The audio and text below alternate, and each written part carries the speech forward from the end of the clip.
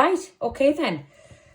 Model paragraph. I've just put here at the top, before I started to record there, what my paragraph was going to focus on in relation to structure, and that was going to be the repetition that the writer uses in relation to this description of snow, but not just how it's repeated, but also how the description attached to snow changes from the start to the end.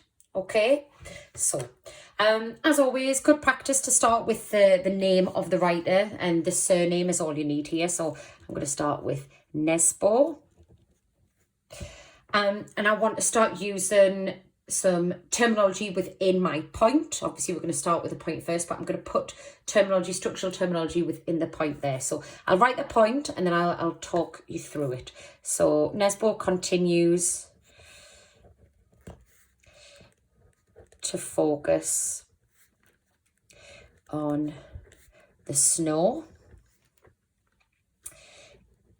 even though the narrative voice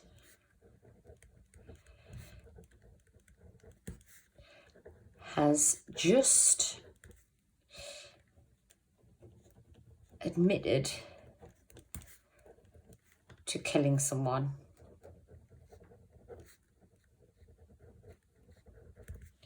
Okay. Zoom in there. Right, okay, and anyone that knows me knows I like to highlight the different components of the paragraph. So the first part of this paragraph is the point. So I'm just going to put it down the side here. All right, there's your point.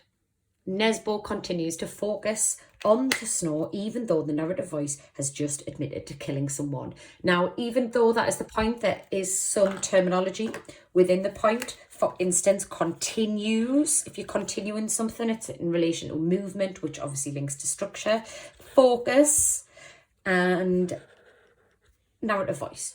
Okay, so I've got my terminology highlighted in yellow, and I've also got a point there highlighted in pink. Right, I need to introduce a quotation now.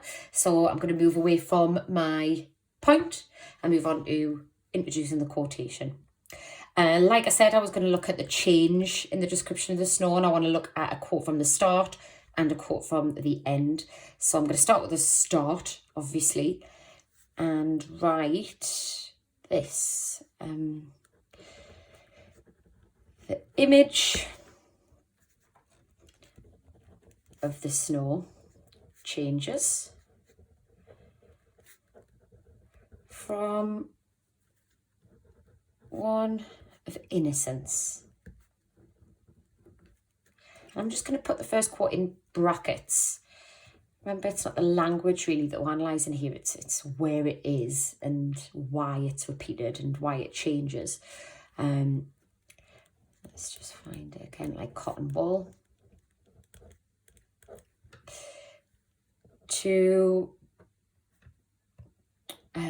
I'm going to reference the end where it's described as sucking the blood up. That's a snow, which sounds really brutal, doesn't it? So I'm going to refer to it as a monster. It goes from innocence to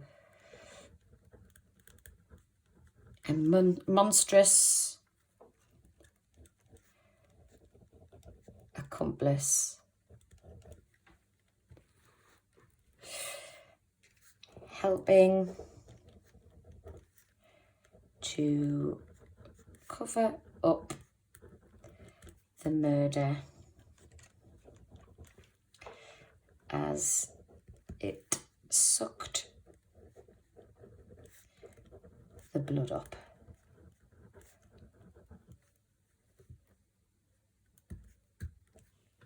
Okay, now I've moved on to looking at the evidence. So just get the blue highlight here. We've got two quotations used here, like cotton wool and then suck the blood up. I've also got some more structural terminology there in reference to changes. Okay, so the image of the snow changes from one of innocence, like cotton wool, to a monstrous accomplice helping to cover up the murder as it sucked the blood up.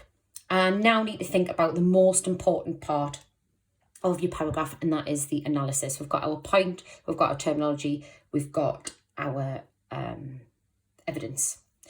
So let's start with the analysis.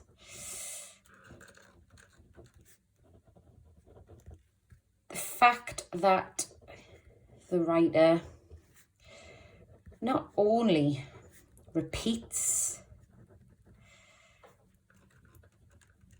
this reference, but changes. Look how I'm just constantly using structural vocabulary just to show I know exactly what I'm talking about. I understand that it's structure I'm looking at and not just one single word on a page. The fact that the writer not only repeats this reference, but changes the image of it shows how oblivious the narrator is to the impact of his actions.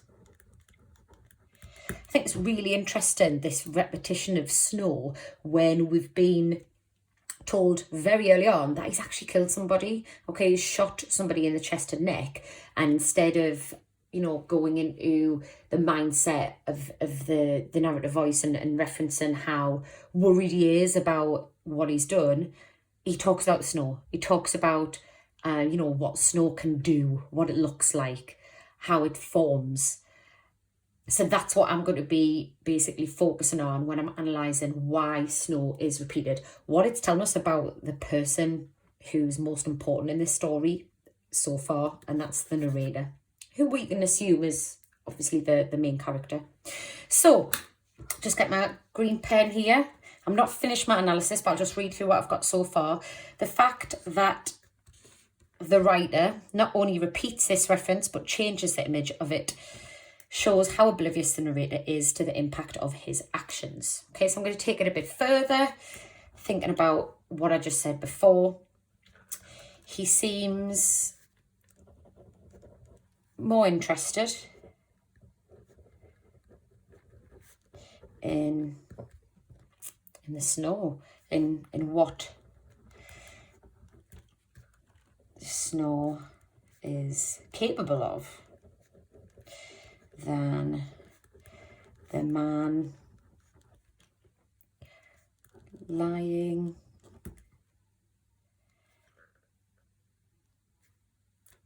in front of him. I was going to say lying dead, but it's not actually confirmed at that point, so I'm just going to change that to the body. I think it sounds better, the body lying in front of him. Okay. Again, I'm just going to put a line down here because all of this is analysis of structure.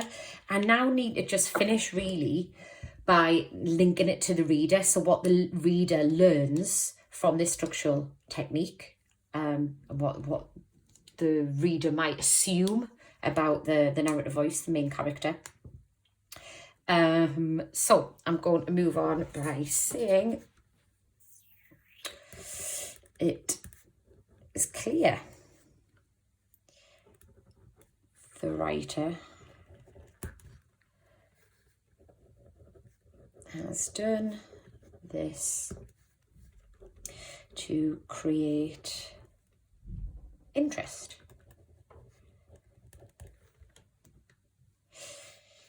in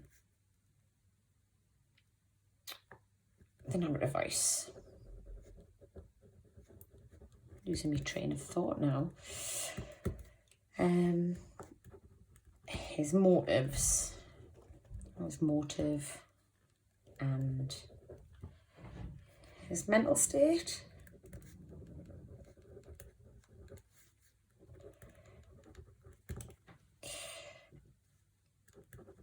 The reader, like I said, bringing the reader there at the end, is left wondering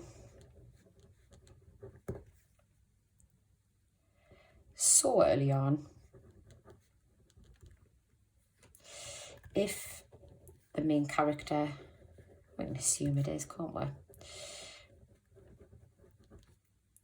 is a sociopath.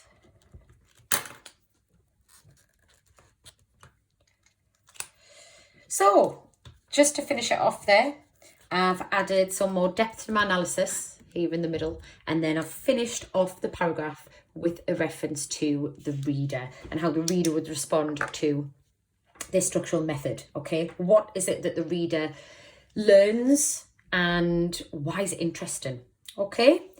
I'm just going to read through it one more time and then I'm done.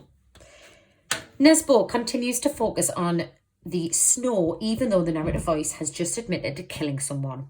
The image of the snow changes from one of innocence, like cotton wool, to a monstrous accomplice helping to cover up the murder as it sucked the blood up. The fact that the writer not only repeats this reference but changes the image of it shows how oblivious the narrator is to the impact of his actions. He seems more interested in what the snow is capable of rather than, see, this is why you should always read over your writing, rather than the body lying in front of him. It is clear that the writer has done this to create interest in the narrative voice, his motive and his mental state. The reader is left wondering so early on if the main character is a sociopath. This idea of him not really being bothered about the fact that he's just killed someone does beg the question, is he okay mentally? You know, a sociopath, someone that isn't really in touch with their emotions or how their actions are going to impact somebody else. Quite often you see elements of these personality traits in psychopaths as well, and people that kill people. Brilliant extract, by the way. I absolutely love it. So I hope you do. There's one paragraph done for you. Can you please write another 2?